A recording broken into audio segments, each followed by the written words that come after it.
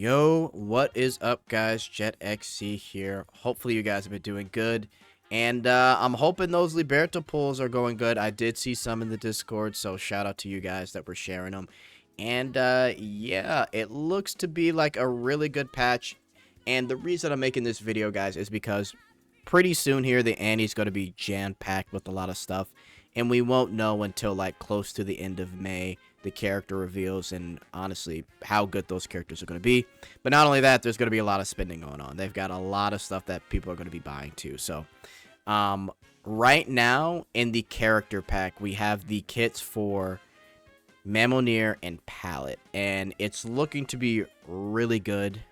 Especially if you're someone that enjoys Fiend Hunt and Guild Raid. And honestly, I would say at least Mamonir's kit is going to be pretty interesting for like a lot of the in-game content, Tower of Salvation, things like that. So, let's get into it because I know some people aren't going to be maxing out Liberta, and I know some of you like to plan in advance. So let's go over everything here. Now, we have the, not Liberta, excuse me. We have Palette.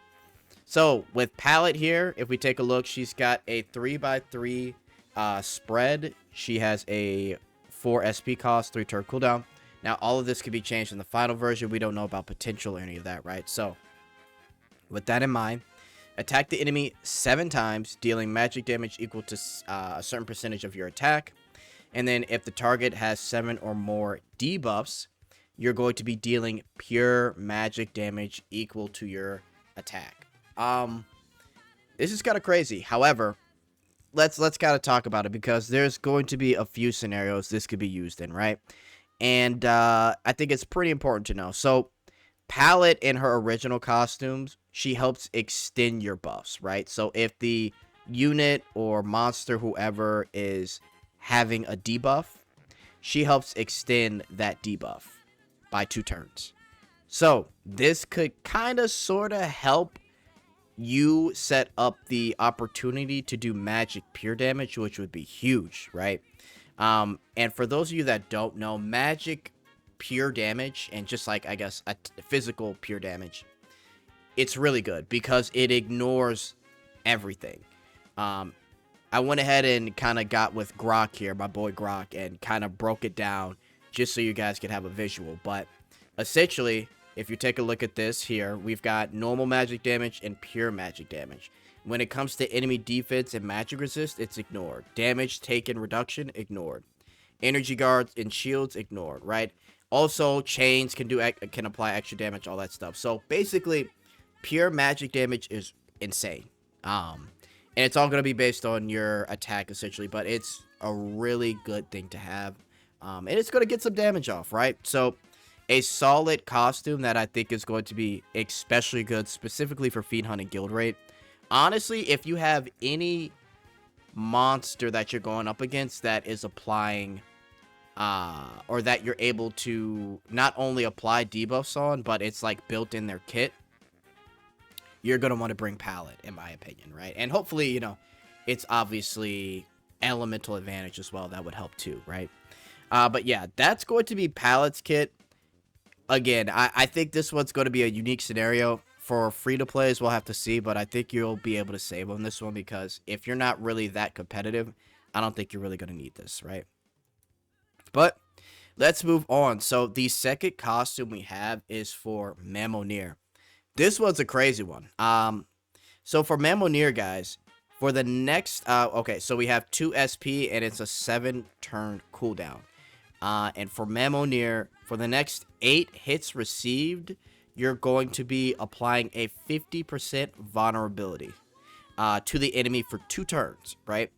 And then apply 1 stack per hit. So if you get hit a max of 8 times, that's a 400% vulnerability. And then not only that, you get a 50% barrier for 6 turns. This is interesting. This is very interesting because this is going to apply to a lot of Fiend Hunt and Guild Raids.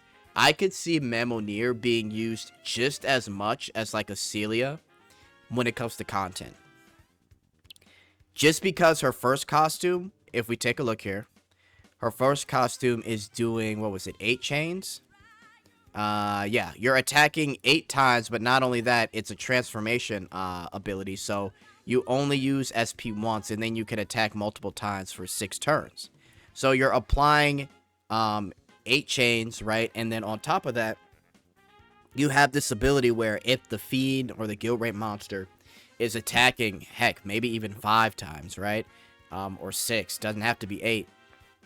You're getting close to 300 to 400% max of vulnerability damage.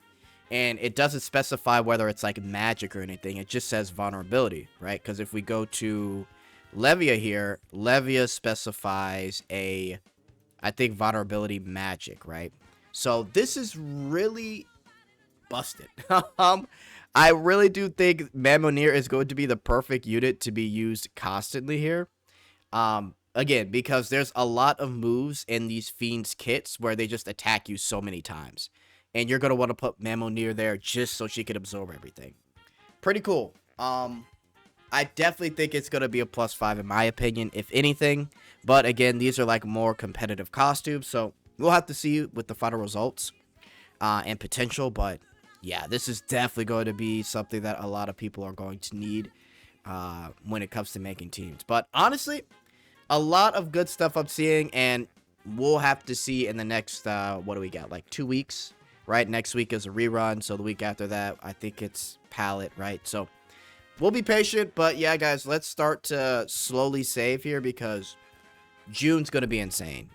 They're really going crazy. I think I said in my video, like 2 videos ago that, bro, if you look at how much money, okay, if you buy everything that's coming out for the Annie, the 2 gacha skins, the 2 special skins, you're looking at like, I mean, the gacha skins, that's already like 120, and then the special skins, you're looking at, what is that?